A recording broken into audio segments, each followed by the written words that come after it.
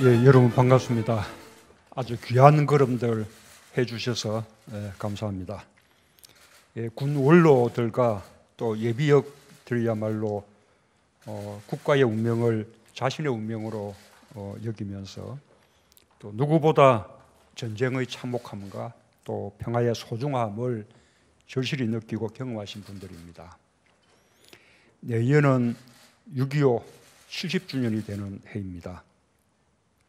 1953년 7월 27일 3년 만에 전쟁의 포성은 멈췄지만 아직도 정전 상태입니다. 완전한 종전이 이루어지지 않았습니다. 우리 내부에 이념 갈등이 여전히 있지만 적어도 한반도에 다시는 전쟁이 없어야 한다라는 데에는 인식이 같을 것입니다.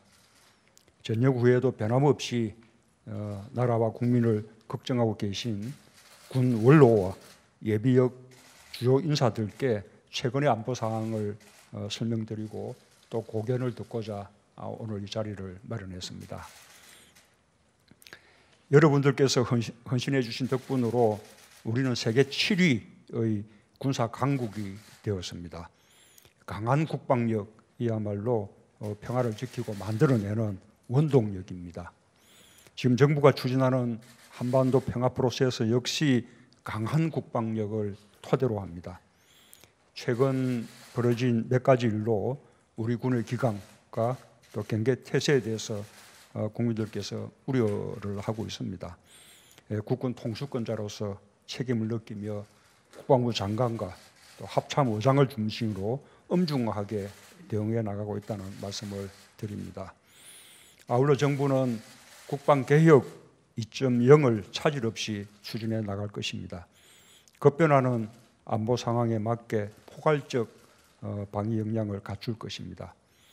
과거 8년간의 평균과 비교할 때 올해 국방 예산은 2배에 달하는 8.2% 증액이 됐고 방위력 개선비는 3배에 달하는 13.7% 증액됐습니다.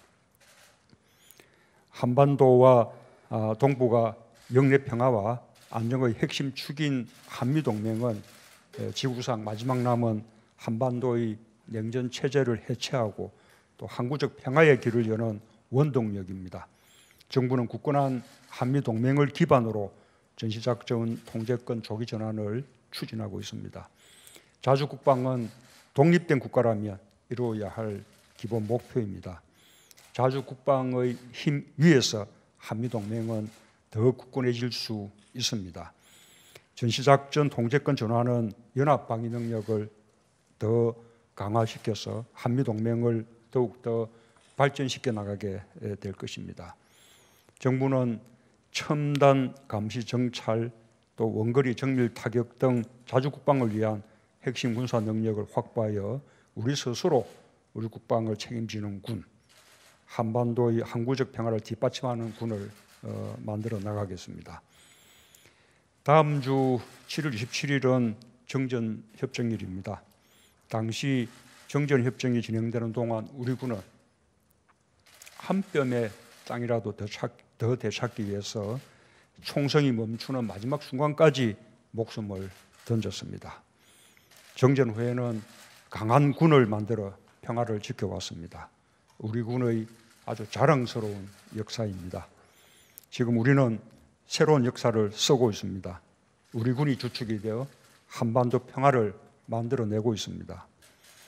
지난해 남북은 판문점 선언과 평양 선언을 통해 완전한 비핵화와 항구적 평화 정착의 기틀을 마련했고 특히 9.19 남북 군사 합의를 통해 남북 간 군사적 긴장을 크게 완화시켰습니다. 우발적 군사 충돌의 가능성이 획기적으로 줄었습니다.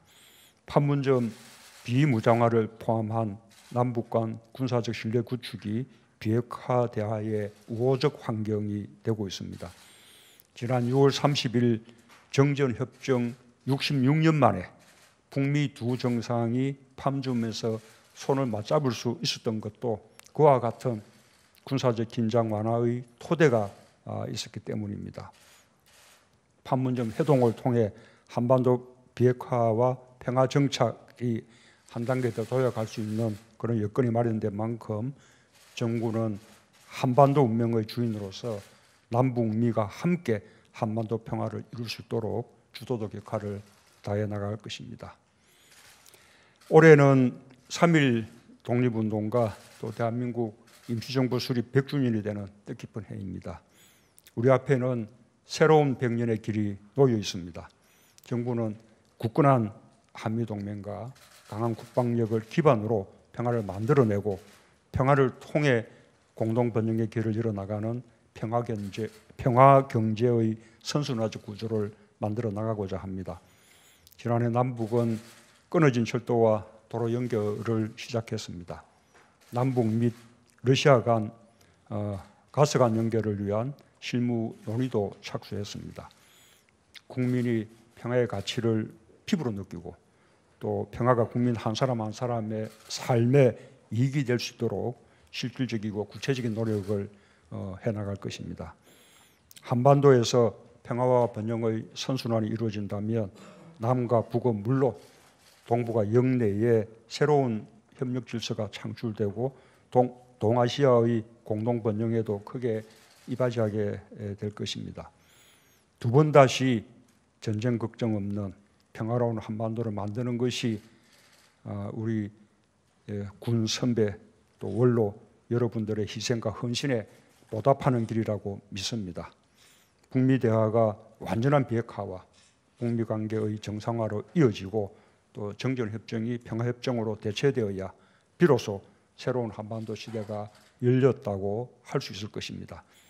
지금까지 군 원로 여러분께서 함께 해주셨기에 평화를 향한 길을 걸어올 수 있었습니다. 새로운 한반도 시대를 향한 여정에 변함없이 힘과 지혜를 모아주시기를 당부드립니다. 감사합니다. 대통령님께서 5천을 베풀어 주셔서 대단히 감사합니다. 최근 안보 상황에 대해서 간단히 말씀을 드리겠습니다. 북한이 6차 핵실험을 했을 때 저를 포함한 많은 군 출신들은 핵은 핵으로 막아야 된다라는 핵 상호 확증 파괴라는 핵 보유 전략을 주장했습니다.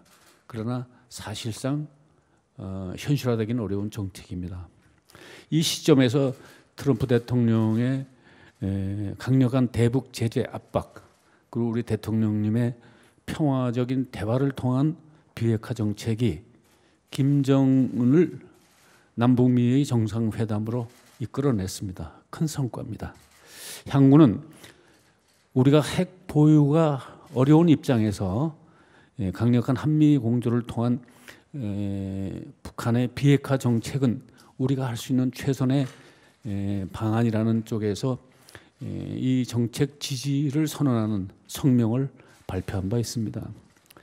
9.19 군사합의는 비핵화를 논의하기 위해서는 남북 간에 충돌이 없어야 된다라는 남북 간에 합의한 겁니다. 그래서 이것은 비핵화를 위한 한 과정으로 저희는 보고 있습니다.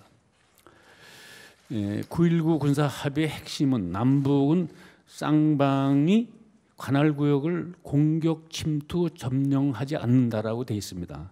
그런데 우리는 휴전 이후에 북한을 한 번도 공격한 적이 없습니다. 따라서 이 9.19 합의는 북한이 군사적 도발을 하지 않겠다라고 포기한 서약서라고 저는 보고 있습니다. 따라서 휴전 이후 3천여 회의 북한의 침투 도발로 시달림을 받았던 안보 환경이 크게 개선됐다라는 점에서 저는 이 정책을 지지해 왔습니다. 4월 달에 에이브람스 장군을 만났습니다. 에이브람스 장군하고 9.19 합의에 대해서 논의를 할 때에 평화를 위해서는 이것은 불가피하게 가는 한 과정이다라고 저희하고 같은 의견을 표명했습니다. 그럼에도 불구하고 이제 9.19 군사 합의에 대해서 일부 정치인 또는 원로 군 출신 예벽 장성님들께서는 아직 공감대가 형성하지 않은 부분이 있어서 여기 국방장관께서 여러 번 홍보 정책을 진행해 왔습니다만 아직도 완전한 공감대는 형성되지 않은 안타까운 실정입니다. 그래서 대통령님을 만나는 오늘 이러한 자리가 이 국가 안보에는 항상 말씀하시는 대로 이념의 문제나 진영의 논리가 아닌 국가가 한 방향으로 의견을 결집하는 국민적인 합의가 필요하다는 쪽에서 오늘 이 자리가 그러한 국민적인 합의에 도움이 되는 자리가 되었으면 합니다.